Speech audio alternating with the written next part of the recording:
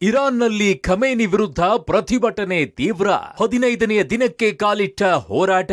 ಭದ್ರತಾ ಪಡೆಗಳ ದಾಳಿಗೆ 500 ಮಂದಿ ಸಾವು, 3,000ಕ್ಕೂ ಹೆಚ್ಚು ಜನರ ಬಂಧನ. ಇರಾನ್ನಲ್ಲಿ ಹದಗೆಡುತ್ತಿರುವ ಆರ್ಥಿಕತೆ, ಗಗನಕ್ಕೇರುತ್ತಿರುವ ಆಹಾರ ಬೆಲೆಗಳು ಮತ್ತು ಕುಸಿಯುತ್ತಿರುವ ಕರೆನ್ಸಿಯ ವಿರುದ್ಧ ಜನರು ಪ್ರತಿಭಟನೆ ಆರಂಭಿಸಿದ್ದಾರೆ.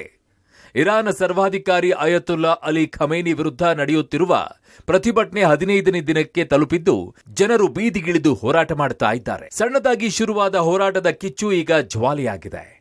ಇರಾನ್ನ 31 ಪ್ರಾಂತ್ಯಗಳಲ್ಲಿ 100ಕ್ಕೂ ಹೆಚ್ಚು ನಗರಗಳು ಮತ್ತು ಪಟ್ಟಣಗಳಿಗೆ ಪ್ರತಿಭಟನೆಯ ಕಾವು ಹರಡಿದೆ.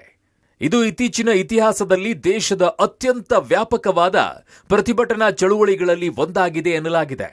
ಪ್ರತಿಭಟನೆಯಲ್ಲಿ ಭದ್ರತಾ ಪಡೆಗಳ ಗುಂಡಿನ ದಾಳಿಗೆ 500ಕ್ಕೂ ಅಧಿಕ ಮಂದಿ ಮೃತಪಟ್ಟಿದ್ದಾರೆ. 3,000ಕ್ಕೂ ಹೆಚ್ಚು ಜನರನ್ನ ಬಂಧಿಸಲಾಗಿದೆ. ಇರಾನ್ನಲ್ಲಿ ನಡೆಯುತ್ತಿರುವಂತಹ ಪ್ರತಿಭಟನೆ ಉಗ್ರ ಸ್ವರೂಪವನ್ನ ಪಡೆದುಕೊಂಡಿದೆ. ಕಳೆದ 15 ದಿನಗಳಿಂದ ನಿರಂತರವಾದಂತಹ ಪ್ರತಿಭಟನೆಗಳು ನಡೀತಾ ಇದ್ದಾವೆ. ಅಲ್ಲಿರುವಂತಹ ಸರ್ವಾಧಿಕಾರಿ ಅಯತುಲ್ಲಾ ಅಲಿ ಖಮೇನಿ ಆಡಳಿತದ ವಿರುದ್ಧ ರೊಚ್ಚಿಗೆದ್ದಿರುವಂತಹ ಜನರು ಬೀದಿಗಿಳಿದು ಪ್ರತಿಭಟನೆಯನ್ನ ಮಾಡ್ತಾ ಇದ್ದಾರೆ. ಹೀಗಾಗಿ ಸಾಕಷ್ಟು ಸಾವು ನೋವುಗಳು ಕೂಡ ಸಂಭವಿಸಿದವೆ. ಭದ್ರತಾ ಪಡೆಗಳು ಪ್ರತಿಭಟನಾಕಾರರ ಮೇಲೆ ಗುಂಡಿನ ದಾಳಿಯನ್ನು ನಡೆಸ್ತಾ ಇದ್ದು, ಪರಿಣಾಮ 500ಕ್ಕಿಂತ ಹೆಚ್ಚು ಜನ ಮೃತಪಟ್ಟಿದ್ದಾರೆ ಅನ್ನುವಂತಹ ಮಾಹಿತಿಗಳು ಕೂಡ ಬರ್ತಾ ಇದ್ದಾವೆ.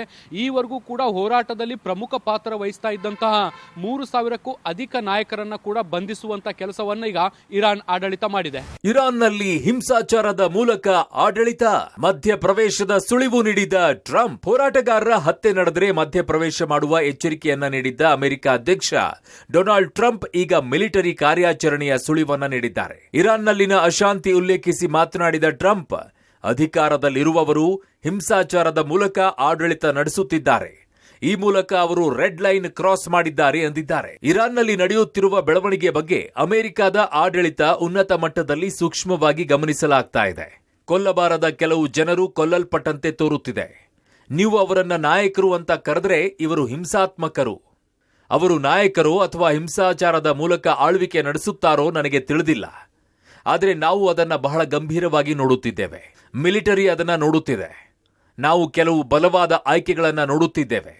ನಾವು ನಿರ್ಧಾರ ತೆಗೆದುಕೊಳ್ಳುತ್ತೇವೆ ಅಂತ ಟ್ರಂಪ್ ಹೇಳಿದ್ದಾರೆ. ಇರಾನ್ನಲ್ಲಿ ನಡೆಯುತ್ತಿರುವಂತಹ ಸಂಘರ್ಷದಲ್ಲಿ ಅಮೆರಿಕ ಮಧ್ಯಪ್ರವೇಶ ಮಾಡುವಂತಹ ಸಾಧ್ಯತೆಗಳು ಬಹಳ ದಟ್ಟವಾಗಿ ಕಾಣಿಸ್ತಾ ಇದೆ.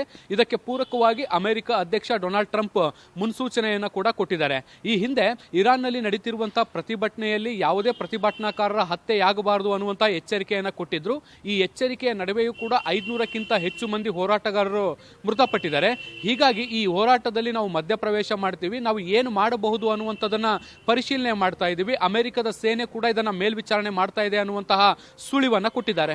ಇರಾನ್ ಪ್ರತಿಭಟನಾಕಾರರಿಗೆ ಟ್ರಂಪ್ ಬೆಂಬಲ. ಗ್ರೀನ್ಲ್ಯಾಂಡ್ ಮೇಲೆ ಟ್ರಂಪ್ ಕಣ್ಣು. ಹೌದು, ಇರಾನ್ ಪ್ರತಿಭಟನಾಕಾರರಿಗೆ ಬೆಂಬಲ ವ್ಯಕ್ತಪಡಿಸಿರುವ ಅಮೆರಿಕ ಅಧ್ಯಕ್ಷ ಡೊನಾಲ್ಡ್ ಟ್ರಂಪ್, ಸ್ವತಂತ್ರವನ್ನ ಬಯಸುವ ಇರಾನಿಯನ್ನರಿಗೆ ಸಹಾಯ ಮಾಡಲು ಅಮೆರಿಕ ಸಿದ್ಧವಾಗಿದೆ ಎಂದಿದ್ದಾರೆ. ಟ್ರುತ್ ಸೋಷಿಯಲ್ನಲ್ಲಿ ಪೋಸ್ಟ್ ಮಾಡಿದ್ದು, ಇರಾನ್ ಸ್ವಾತಂತ್ರ್ಯದತ್ತ ನೋಡುತ್ತಿದೆ.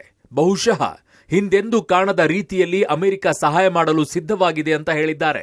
ಈ ನಡುವೆ ತೈಲ ಸಂಪದ್ಭರಿತ ವೆನಿಜುವೆಲಾ ಮೇಲೆ ದಾಳಿ ನಡೆಸಿದ ಬಳಿಕ ಇದೀಗ ಅಮೆರಿಕ ಈಗ ಗ್ರೀನ್ಲ್ಯಾಂಡ್ ಮೇಲೂ ಕೂಡ ಕಣ್ಣು ಹಾಕಿದೆ. ವಿಶ್ವದ ಅತ್ಯಂತ ದೊಡ್ಡ ದ್ವೀಪವಾಗಿರುವಂತಹ ಗ್ರೀನ್ಲ್ಯಾಂಡ್ ಡೆನ್ಮಾರ್ಕ್ನ ಸ್ವಾಯತ್ತ ಪ್ರದೇಶವಾಗಿದ್ದು, ಭೌಗೋಳಿಕವಾಗಿ ಉತ್ತರ ಅಮೆರಿಕಕ್ಕೆ ಹತ್ತಿರದಲ್ಲಿದೆ.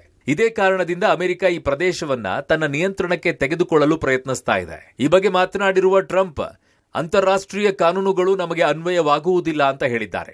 ಈ ನಡುವೆ ತಮ್ಮ ಸಾಮಾಜಿಕ ಜಾಲತಾಣದಲ್ಲಿ ಡೊನಾಲ್ಡ್ ಟ್ರಂಪ್ ಸ್ವಯಂ ವೆನಿಜುವೆಲಾದ ಹಂಗಾಮಿ ಅಧ್ಯಕ್ಷ ಅಂತ ಕರೆದುಕೊಂಡಿದ್ದಾರೆ. ಟ್ರಂಪ್ ಅವರ ಹೇಳಿಕೆ ಅಮೆರಿಕದ ವಿದೇಶಾಂಗ ನೀತಿಯಲ್ಲಿ ಹೊಸ ತಿರುವನ್ನ ಪಡೆದುಕೊಂಡಿದೆ. ಒಟ್ನಲ್ಲಿ ವೆನಿಜುವೆಲಾ ವಶಕ್ಕೆ ಪಡೆಯುವ ಲೆಕ್ಕಾಚಾರದಲ್ಲಿರುವ ಟ್ರಂಪ್ ಗ್ರೀನ್ಲ್ಯಾಂಡ್ ಮೇಲೂ ಕೂಡ ಹಕ್ಕನ್ನ ಸ್ಥಾಪಿಸಿದ್ದಾರೆ. ಈ ನಡುವೆ ಇರಾನ್ನಲ್ಲಿ ನಡೆಯುತ್ತಿರುವ ಪ್ರತಿಭಟನೆ ಬಳಸಿಕೊಂಡು ಇರಾನ್ ಮೇಲೂ ಕೂಡ ಗದಾಪ್ರಹಾರ ಮಾಡಲು ಟ್ರಂಪ್ ಸ್ಕೆಚ್ ಹಾಕಿದ್ದಾರೆ. ಶಬೀರ್ ನಿಡಗುಂದಿ, ಪಬ್ಲಿಕ್ ಟಿವಿ, ನವದೆಹಲಿ.